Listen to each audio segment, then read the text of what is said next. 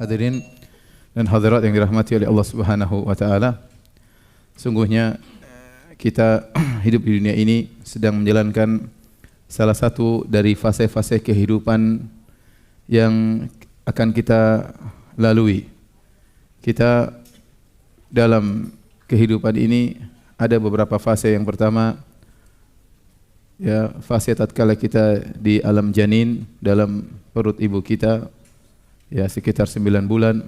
Kemudian sekarang kita lahir dan hidup di atas muka bumi, entah sampai kapan, bahkan 60 tahun, 70 tahun, kurang atau lebih.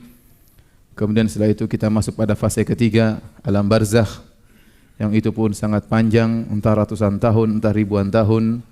Setelah itu kita masuk pada fase berikutnya di padang mahsyar, yang kata Allah Subhanahu wa taala, fi yaumin kana miqdaruhu 50 alf sanah, 50.000 tahun, di mana di situ kita akan melalui beberapa tahapan-tahapan yang mengerikan dan menakutkan. Kemudian fase yang terakhir kita akan masuk surga atau neraka, wal iyadzubillah.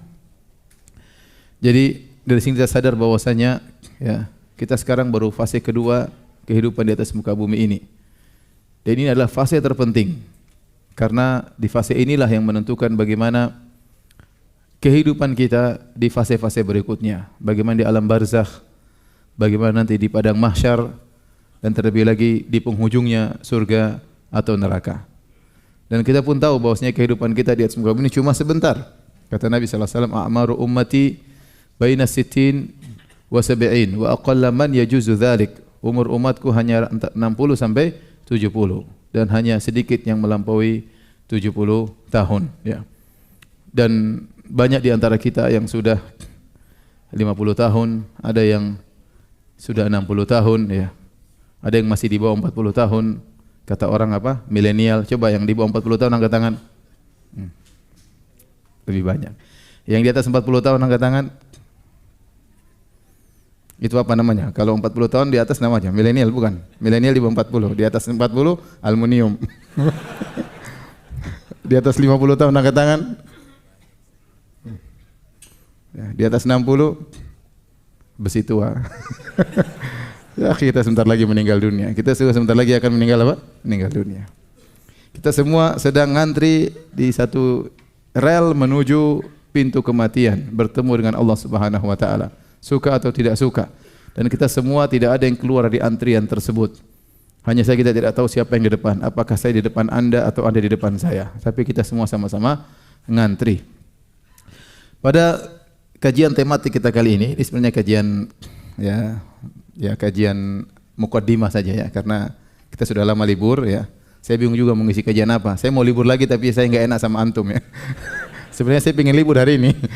Akhirnya ya udahlah tematik aja, entah apa yang di kepala saya nanti kita sampaikan, ya. Insyaallah pekan depan baru kita mulai kaji lagi tentang kitab tauhid, ya.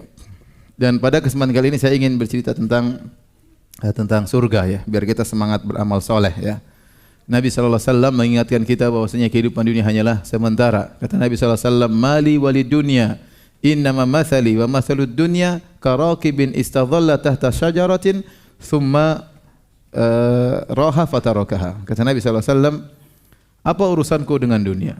Sungguhnya perumpamanku dengan dunia seperti seorang yang sedang dalam perjalanan, mampir sebentar di bawah naungan sebuah pohon, kemudian dia pergi melanjutkan perjalanan meninggalkan pohon tersebut.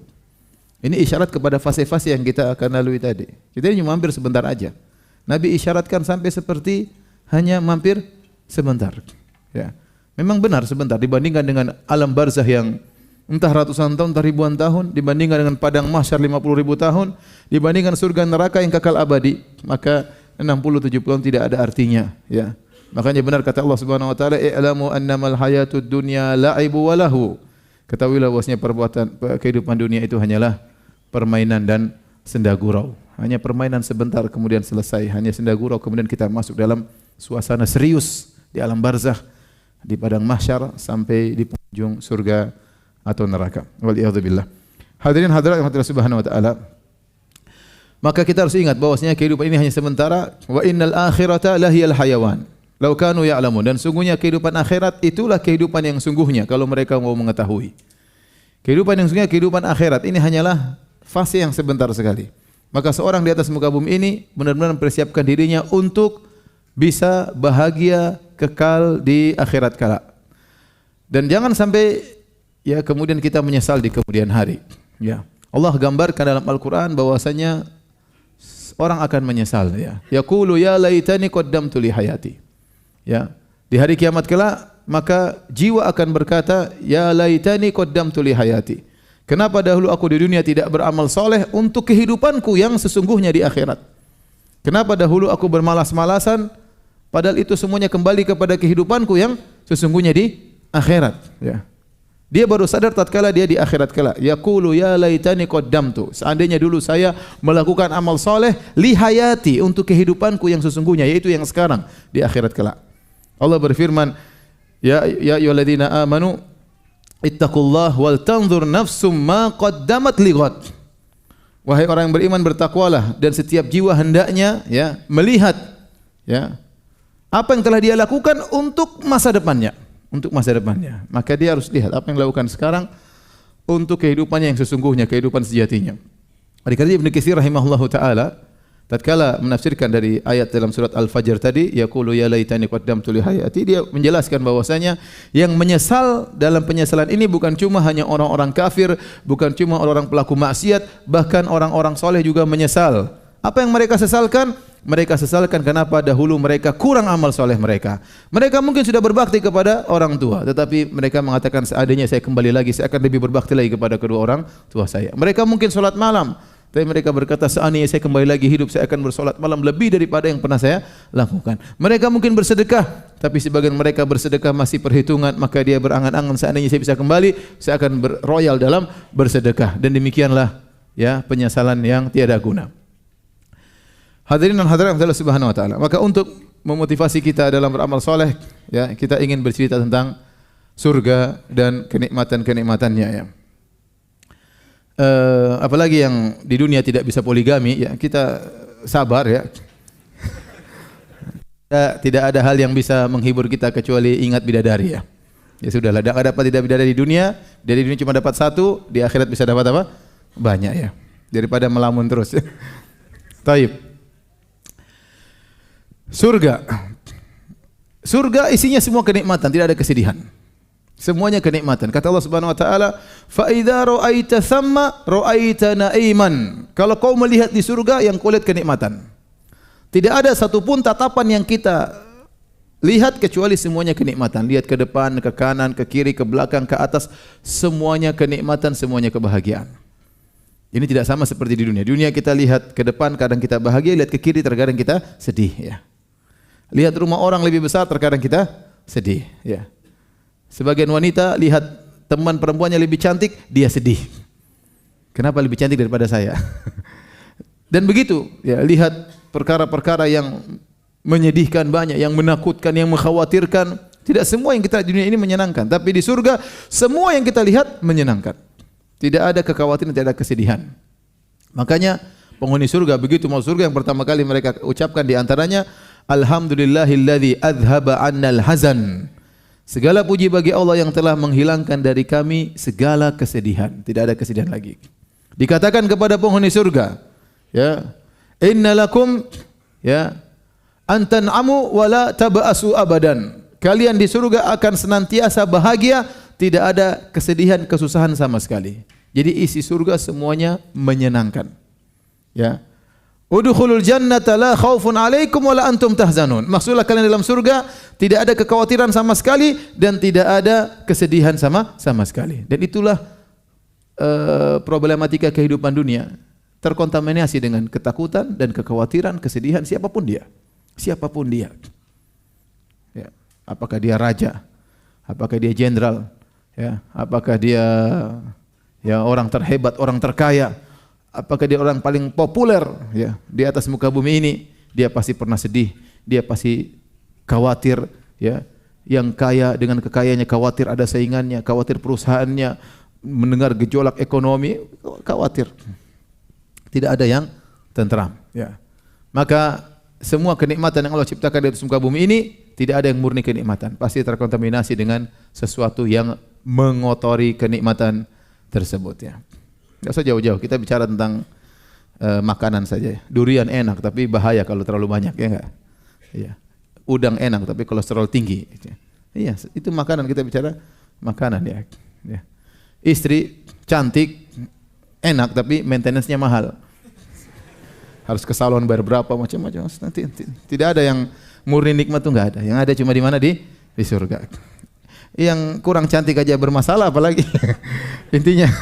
intinya ya semuanya seperti itu dalam kehidupan dunia ini. Mau nikmat murni cuma di mana? Di surga. Cuma di surga. Taib. Jadi di surga semuanya kenikmatan. Fa idza ra'aita thamma ra'aita na'iman. Kau akan melihat semuanya kenikmatan. Kata Allah Subhanahu wa taala, "Wa mulkan kabira." Kalau kau lihat di surga kau akan melihat kerajaan yang besar. Ini apa? Isyarat bahwasanya penghuni surga dia adalah seorang raja yang hebat. Dia memiliki kerajaan yang besar. Bukankah Nabi kabarkan kepada kita bahwasanya penghuni surga yang paling rendah, ya, adna ahlil jannati manzilah. Orang penghuni surga yang paling rendah Allah berikan kepada dia lakad dunya wa asyratu amsalihha. Engkau mendapatkan dunia dan 10 kali lipatnya.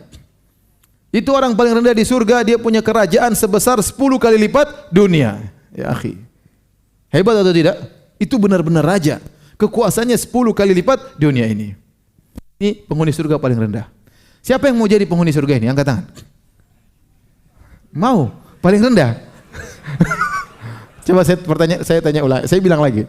Dia ini milik kerajaan 10 kali lipat dunia. Tapi dia penghuni surga paling rendah. Siapa yang mau jadi penghuni surga ini yang paling rendah? Ada 1 orang, 2 orang. Yang penting masuk surga katanya. Yang lain tidak mau, pede. Padahal sholat malam aja enggak pernah. Pede, tidak mau jadi penghuni surga paling rendah. Baik. Ini penghuni surga paling rendah, dia seorang benar-benar seorang raja. Ya. Itu 10 kali lipat dunia dengan berbagai macam kenikmatan yang Allah berikan kepada dia. Dia bukan raja dunia yang ecek-ecek, enggak. Dia bukan raja dunia ecek-ecek. Ya. Dia raja-raja, benar-benar raja. Oleh karena di antara tafsiran wa mulkan azima, dia memiliki kerajaan yang besar. Kata sebagian salaf, istidzanul malaikah. Malaikat kalau mau ketemu dia minta izin dulu. Subhanallah. Malaikat kalau mau ketemu dia minta izin dulu kepada pengawal-pengawalnya. Bayangkan betapa agungnya sang raja tersebut. Dia benar-benar raja di surga. Raja di surga. Jadi kalau antum tidak pernah jadi raja, ya berusaha jadi masuk surga, insya Allah jadi apa? Jadi raja. Ini. Kemudian bagaimana kerajaannya? Kerajaannya, ya, surga, kata Nabi SAW dalam satu hadis, labinatun min fiddah, labinatun min dhahab, wa milatuha al-miskul adfar, ya. Asba'uha lu'lu' wal yaqut, turbatuha za'faran. Kata Nabi SAW, surga itu bangunannya, batanya terbuat dari perak, batanya terbuat dari emas, kemudian tanah yang menggabungkan keduanya kalau kita semen terbuat dari misik, subhanallah. Kemudian batu bebatuannya terbuat dari mutiara dan permata, intan berlian. Kemudian pasirnya terbuat dari za'faran. Itu baru pasirnya, belum bidadarinya. Ya. Allahu Akbar. Taib. Tadi kita bicara tentang apa? Tentang bagaimana kondisi surga, ya. Istananya yang sangat luar biasa, yang penuh dengan keindahan, penuh dengan kemewahan. Sekarang kita bicara tentang pohon di surga. Pohon di surga, ya, sebagaimana kata Nabi sallallahu alaihi wasallam, ya. Ma min syajaratin fil jannah illa wasaquha min dhahab. Tidak ada pohon di surga kecuali batangnya terbuat dari emas, ya. Ini meyakinkan kita bahwasanya yang ada di surga laisa syai'un fil jannah mimma fid dunya ilal asma. Kata Ibnu Abbas, tidak ada sesuatu pun di surga dibandingkan dunia kecuali yang sekedar nama. Allah menamakan pohon di surga ternyata berbeda dengan pohon di dunia. Pohon di surga ternyata batangnya terbuat dari apa? Emas. Kemudian kata Allah Subhanahu wa taala qutufuha daniyah. Ternyata dahan-dahan buah-buahnya rendah, ya. Wa dhullilat kutufuha tadlila. Kata Allah, ditundukkanlah dahannya, ditundukkan oleh Allah untuk penghuni surga. Jadi penghuni surga kalau makan buah datang, dia berdiri datang. Dia duduk, rantingnya turun lagi, tinggal makan. Dia baring, rantingnya datang lagi, tinggal makan. Masya Allah. Apalagi yang nyuapin bidadari. Masya Allah. Jadi wa dhullilat kutufuha tadlila. Batang-batangnya, dahan-dahannya direndahkan oleh Allah sesuai dengan keinginan penghuni surga tersebut. Jadi di sana enggak ada panjat pohon. Enggak di sana panjat pohon. Di sana enggak ada durian jatuh, enggak ada. Ya, karena semuanya datang kemudian datang tinggal dimakan. Kemudian buah-buahannya tidak mengenal musim. Kata Allah Subhanahu wa taala, "Ukuluha daimun." Buah-buahannya selalu ada, tidak mengenal apa? Musim. Tidak seperti di Indonesia, di dunia yang buah-buah ada musimnya, ya. Musim rambutan ada musimnya, musim durian ada musimnya, musim salak ada musimnya, tidak selalu ada, ya. Tidak selalu ada. Kalau ada selalu berarti tidak segar. Tapi di surga selalu masak dan selalu enak dan selalu ada. Tidak pernah berhenti, ya, musim buah-buahan tersebut. Saya selalu ceritakan, saya pernah ngisi pengajian suatu daerah di Sumatera. Begitu saya dari bandara menuju daerah tersebut 2 jam, mereka cerita tentang keindahan daerah tersebut. Kata mereka, ya Ustadz, di Sumatera ini buahnya, duriannya enak. Saya bilang Masya Allah. Tapi kata mereka, tapi belum musim Ustadz. Belum musim jangan cerita. Kemudian mereka bilang, Ustadz, langsatnya juga, dukunya juga enak Ustadz. Oh, mungkin yang ini ada. Ada, ini juga belum ada Ustadz, belum musim. Ngapain cerita? Terus musim apa di sini? Jadi di surga demikian, ya, pohon-pohonnya berbeda dengan yang ada di dunia. Kita bicara tentang sungai. Sungai kalau kita lihat di dunia, ya sungai seperti yang kita lihat sekarang, tapi di akhirat kata Allah Subhanahu wa taala, ya fihi anharun min ma'in ghairi asin wa anharun min labanin lam yataghayyar ta'amuhu wa anharun min khamratil ladzatil lisyaribin wa anharun min asalin musaffa. Di surga ada sungai-sungai yang isinya air segar yang tidak pernah berubah kesegarannya. Ada sungai-sungai isinya susu. Bayangkan, susu. Sungai susu. Coba tanya ibu-ibu, mandi susu mahal atau tidak? Mahal, ya. Mahal luar biasa, ya. Ini sungai isinya susu. Kata Allah, lam yataghayyar ta'amuh. Susu yang tidak berubah rasanya. Karena kalau susu kita letakkan, susu dunia kita taruh di luar, dia pasti jadi kecut, ya, mengalami fermentasi, atau kemudian dia menggumpal-gumpal, ya. Tidak lagi seperti yang sedia kala, tapi susu di surga tidak demikian, tidak berubah rasanya. Dan dia mengalir di sungai, Masya Allah. Wa anharum min khamrin ladzatil lisyaribin. Ada sungai-sungai isinya khamr, isinya bir, isinya wine. Tapi kalau diminum tidak bikin mabuk. Bikin kelezatan tapi tidak bikin mabuk. Antum bisa berenang di sungai tersebut sambil berenang minum bir, ya. Di sana mungkin ada ikan-ikannya. Ikan-ikan juga tidak mabuk di situ. Ente bisa berenang di situ. Wa anharum min asalin musaffa. Dan sungai-sungai isinya madu murni. Luar biasa. Ini sungai-sungai di surga. Yang kata sebagian sahabat Anas bin Malik dalam sanad yang mauquf, kata beliau, anharun tajri min ghairi ukhdud. Bosnya sungai-sungai tersebut mengalir tanpa ada lubangnya, mengalir di atas. Jadi jangan samakan sungai seperti di surga dengan sama seperti di dunia. Kemudian datang orang-orang liberal, apa ini Al-Quran? Ini cuma cocok untuk 1400 tahun yang lalu. Makanya bicaranya kebun, sungai. Dia pikir kebun seperti kebun di rumahnya. Dia pikir sungai seperti sungai di rumahnya, ya. Dia tidak tahu di balik kebun tersebut banyak bidadari. Dia tidak tahu kebunnya isinya seperti itu, dia tidak tahu sungainya seperti itu. Sampai sekarang aja zaman modern 2019, orang-orang Eropa pada pergi ke tempat-tempat yang penuh dengan hijau-hijau, ya tidak? Iya. Sampai sekarang orang-orang kaya saja pergi ke puncak, ya. Mereka masih cari kebun-kebun dan hijau-hijau, ya. Saya pernah naik pesawat sama seorang dari Swedia, kalau tidak dari Swiss. Waktu saya ke Papua, dia pengen pergi ke Raja Ampat, subhanallah. Satu bangku sama saya. Saya bilang, ente enggak usah tanya saya ngomong dia bagaimana, pokoknya dia paham. Intinya saya tanya, sudah berapa lama? Saya sudah lama di sini, sudah sehari saya berterbangan dan terus capek dia. Terus kemana? Ke Raja Ampat. Kata dia ini tempat terkenal sekali, subhanallah. Jauh-jauh dia cari apa? Laut, cari pemandangan, ya. Sampai sekarang orang masih rindu dengan namanya air, mata air, kebun, kemudian apa namanya? Sungai-sungai, apalagi bidadari. Makanya jangan dengar orang liberal. Orang liberal itu bahlul, ya. Bahlul, ya. Ya, Abu Jahlul. Baik. Hadirin hadirat yang Allah Subhanahu wa taala, inilah kebun-kebun, inilah sungai-sungai, inilah pohon-pohon, taman-taman, ya. Apalagi kita bicara? Kita bicarakan tentang para pelayan di surga. Allah Subhanahu wa taala berbicara tentang para pelayan, kata Allah Subhanahu wa taala, "Wa yatufu 'alaihim wildanun mukhalladun." Dan berkeliling di sekitar mereka wildanun mukhalladun, anak-anak kecil yang kekal. Semua yang tinggal di surga kekal. Yang tinggal di neraka saja kekal, apalagi tinggal di surga kekal. Tapi kekal di sini bukan maksudnya mereka kekal, yang dimaksud oleh Allah kekekalan artinya mereka senantiasa kekal dalam kondisi muda. Dalam kondisi anak-anak. Jadi tidak bertambah usia kemudian menjadi tua. Allah sebutkan pelayan-pelayan itu adalah anak-anak kecil yang bertebaran. Ya. Idza ra'aitahum hasibatahum lu'lu'an mansura. Kalau kau lihat mereka, kau menyangka mereka adalah mutiara yang bertebaran. Sini ada banyak faedah. Dalam ayat yang lain, wa yatufu 'alaihim ghilmanul lahum, dan berkeliling di sekitar mereka ya anak-anak kecil milik mereka. Maksudnya anak kecil ini adalah Allah ciptakan buat mereka untuk melayani para penghuni surga. Bagaimana ciri-ciri pelayan tersebut? Ternyata mereka kecil.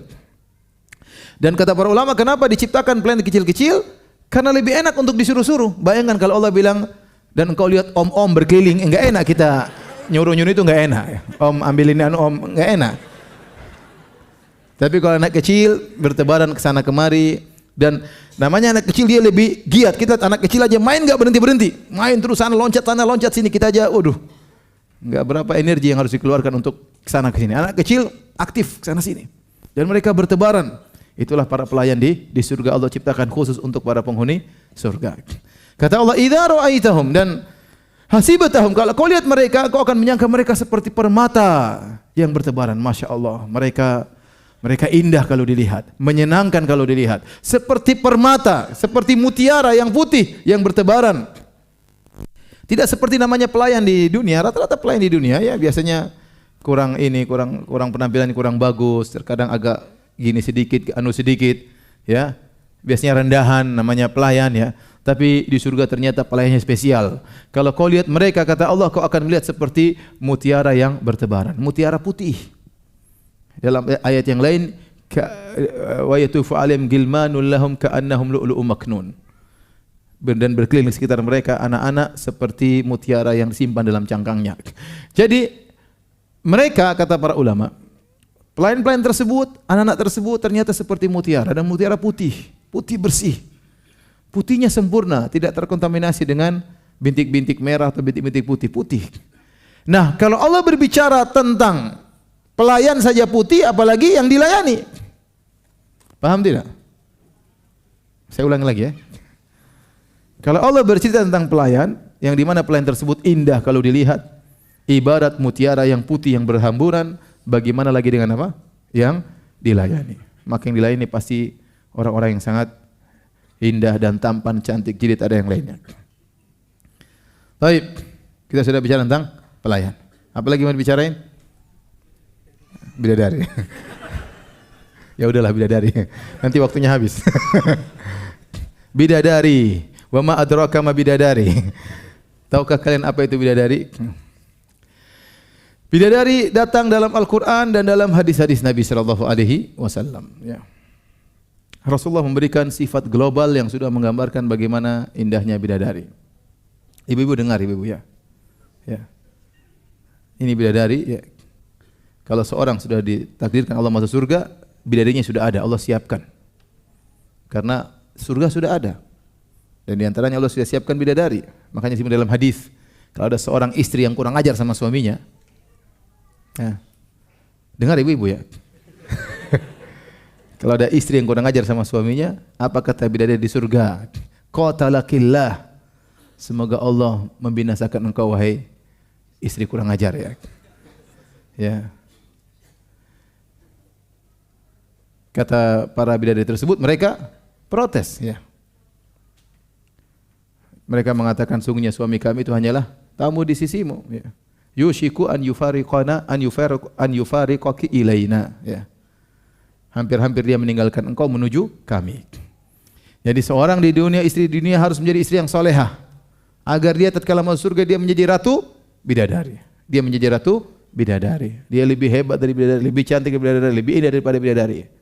Tapi kalau ternyata dia kurang ajar sama suaminya, sering angkat suara sama suaminya, bentak-bentak suaminya, nuntut selalu ingin ini, ingin anu, ingin ini, ingin anu, maka kita khawatir dia jadi bidadari dari gua hantu. Taib, hadirin rahmatullah subhanahu wa ta'ala. Bidadari, kata Nabi SAW, "Lau tala'at imra'atun min ahli jannah ila dunya la adha'at ma bainahuma wala mala'at ma bainahuma riha wala nasifuha ala ra'siha khairu minad dunya ma fiha." Kata Nabi SAW, kalau ada seorang wanita surga nongol di dunia, nongol, muncul, cereng gitu, maka dia akan menyinari apa yang ada langit dan di bumi. Seandainya Jakarta semuanya lampu mati, kemudian dari nongol, terang benderang, Masya Allah. Terang benderang dari langit sampai apa? Bumi. Bukan cuma terang benderang, wala mala'at ma bainahuma riha, bahkan mengeluarkan bau yang semerbak antara langit sampai bumi. Harum seluruhnya, subhanallah. Bagaimana harumnya sang bidadari, sehingga isi dunia penuh semua dengan keharuman gara-gara tubuh sang bidadari. Ya. Kemudian kata Nabi SAW, wala nasifu ala ra'siha, kerudung yang ada di atas kepalanya, khimar yang ada di atas kepalanya, khairum minad dunya wa fiha, lebih baik daripada dunia dan seisinya. Itu Nabi baru bicara tentang kerudungnya. Kerudungnya lebih baik daripada dunia dan seisinya. Bagaimana lagi dengan pipinya bidadari tersebut? Allahu Akbar ya. Namun ini semua kata Allah, fala ta'lamu nafsun ma ukhfiya lahum min qurrati a'yun. Tidak ada sejiwa pun yang tahu, tidak bisa lihat kenikmatan ini.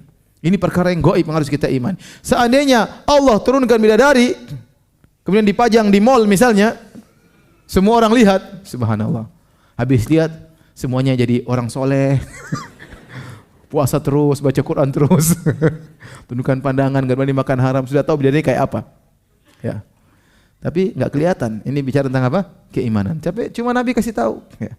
Wala nasifu ala ra'siha khair min ad-dunya ma fiha. Kerudungnya di atas kepala lebih baik daripada dunia dan seisinya. Bagaimana lagi dengan yang lainnya? Allah sebutkan sifat-sifat bidadari dalam Al-Qur'an. Kata Allah Subhanahu wa taala, wa azwajun mutahharah. Istri-istri yang disucikan. Kata para ulama, istri-istri yang disucikan dari sisi akhlak dan disucikan dari sisi fisik. Fisik para bidadari suci, tidak ada kotorannya sama sekali. Makanya seluruh penghuni surga yang mau surga, kata Nabi SAW, ya, la yabulun, wala yataqawwatun, wala yamtakhitun. Para penghuni surga tidak ada yang buang air kecil, tidak ada yang buang air besar, tidak ada yang ingusan, enggak ada. Semua bersih. Maka wanita surga bersih, tidak ada haidnya, tidak ada nifasnya, ya. Tidak ada bau keteknya, tidak ada upilnya. Tidak ada kotoran telinganya, ya. Ya, semuanya bersih. Saking bersihnya dia indah dan dia sangat harum.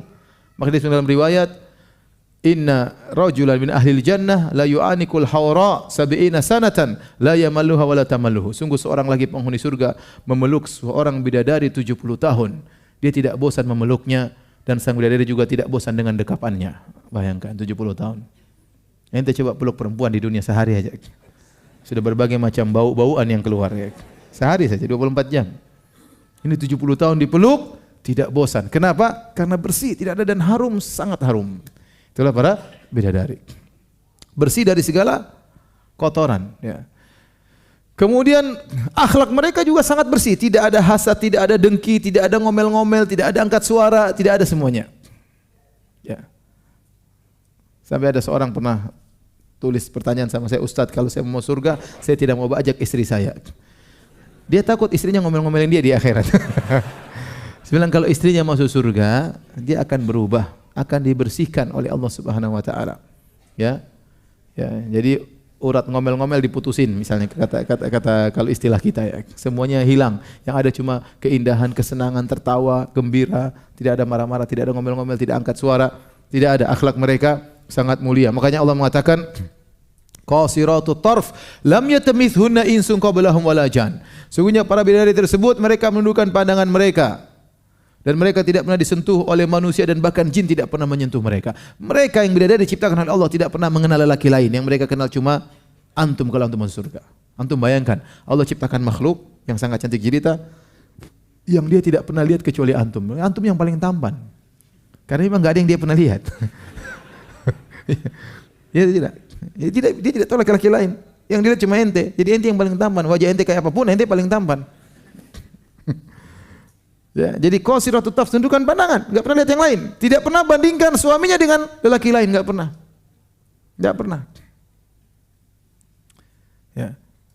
Akhlaknya mulia, selalu melayani suaminya. Kenapa? Dia tidak pernah disentuh oleh manusia manapun dan tidak pernah disentuh oleh jin manapun. Kemudian mereka hanya nunggu di kemah-kemah menanti kedatangan suami mereka. Kata Allah Subhanahu wa taala, hurum maqsuratun fil khiyam, menantikan di kemah-kemah, menantikan kedatangan apa? Suami mereka. Siap melayani suami mereka 24 jam. Kapan saja suaminya pingin, maka selalu mereka melayani suami mereka. Di dunia tidak demikian. Tidak setiap wanita siap melayani apa? Suaminya. Terkadang suaminya lagi berhasrat, istrinya lagi main ke rumah orang tuanya. Terkadang suaminya lagi berhasrat, istrinya lagi ngerumpi sama tetangga. Terkadang suami lagi berhasrat, ternyata istrinya lagi ke mall. Terkadang suami lagi berhasrat, istrinya lagi pengajian. Terkadang suami lagi berhasrat, istrinya lagi datang bulan. Terkadang suami lagi berhasrat, istrinya ternyata lagi nifas. Terkadang lagi berhasrat, ternyata istrinya tidak kemana-mana, di rumah saja, tapi tidak berhasrat. Kalau wanita surga setiap saat selalu siap melayani suaminya. Taib. Kita lanjutkan tentang bidadari surga. Ya. Bagaimana fisiknya? Fisiknya Allah Subhanahu wa taala sebutkan dalam Al-Qur'an, kata Allah Subhanahu wa taala di antaranya ka'annahunnal yaqutu wal marjan, bahwasanya para bidadari tersebut seperti al-yaqut wal marjan. Al-yaqut maksudnya seperti intan berlian, bening. Al-marjan maksudnya mutiara putih. Maka bidadari disifati dengan putih dan bening. Sisi putihnya itu kulitnya sangat putih. Kata Allah, wa hurun ain ka'amsali lu'lu'il maknun. Bahwasanya bidadari tersebut seperti mutiara yang tersimpan. Putihnya sempurna, saya seperti katakan tadi, tidak ada terkontaminasi dengan merah-merah, hitam-hitam, tidak ada tailalat, enggak ya. Tidak ada bintik-bintiknya, putih bersih. Itulah kulit bidadari. Saking putihnya begitu kuat sampai terlihat di balik gaun yang dia pakai. Kata Nabi sallallahu alaihi wasallam, "Yura bayadu saqaiha min wara'i sab'ina hullah." Ya, kata Nabi sallallahu alaihi wasallam, terlihat putih betis bidadari tersebut di balik 70 gaun yang dipakai oleh bidadari tersebut. Jadi kalau bidadari tersebut antum ketemu di surga, dia pakai gaun 70 lapis, sudah tutup badannya, masih kelihatan putih betisnya di balik 70 gaun tersebut. Luar biasa. Kalau kita di dunia perempuan putih tutup satu gaun sudah selesai, enggak kelihatan putihnya. Ini 70 gaun nutupi betisnya, masih kelihatan apa? Putihnya. Berarti putihnya menembus, Masya Allah. Gimana antum tidak sabar merobek itu 70 gaun ya. Kemudian beningnya kata Nabi sallallahu alaihi wasallam dalam hadis ya, kabiduha mir'atuhu, sungguhnya hati dari bidadari adalah cermin bagi sang suami. Jadi kalau sang suami berdiri di depan bidadari, Masya Allah, ditanya, aku di mana sayangku? Kau di hatiku. Benar-benar ada. Benar-benar ada cerminnya, wajahnya di hati sang bidadari, karena bidadari tersebut badannya bening, sampai-sampai wajah sang lelaki terpatrikan di hati sang bidadari. Sampai kata Nabi SAW, yura mukhu saqaiha min wara'il lahmi minal husni. Terlihat sumsum betisnya di balik dagingnya karena saking indahnya. Kalau Nabi stop di situ, terlihat sumsum betis bidadari di balik dagingnya, kita sudah ngeri. Sumsumnya kelihatan. Ini bidadari atau gendruwo ya maksudnya. Tetapi Nabi sebutkan minal husni karena saking cantiknya. Kita nggak bisa bayangkan, kita nggak bisa bayangkan. Pokoknya bidadari sangat indah. Ya. Taib. Kita hanya bisa berdoa semoga Allah Subhanahu wa taala menjadikan istri-istri kita sebagai ratu bidadari, dan semoga Allah kumpulkan kita dengan istri kita atau istri-istri kita di surganya kelak. Ya Rabbal alamin. Bapak-bapak sabar ya, jaga pandangan, jangan suka melotot sana sini ya. Ya, kalau mau dapat bidadari, konsentrasi sama istri yang ada ya. Allahumma kfina bihalalika an haramik wa agrina bifadlika amman siwak. Ya Allah, cukupkanlah kami dengan yang halal yang kau berikan kepada kami. Ya Allah, kasih kita istri satu halal, nikmati. Dikasih dua, alhamdulillah. Kasih tiga, ya Allah alam ya. Kemudian jangan sampai kita kemudian melirik kanan kiri seperti kata orang apa namanya, rumput tetangga lebih apa? Lebih hijau ya. Setan menghiasi kemaksiatan.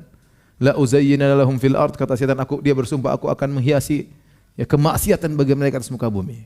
Ya, kita hidup penuh dengan perjuangan ya. Kalau kita sabar dalam kehidupan ini, maka Allah akan memberikan kita yang lebih baik di surga kelak ya. Demikian saja apa yang saya sampaikan pada kesempatan kali ini. Kalau ada yang bertanya, saya persilahkan. Wallahu ta'ala alam bisawab.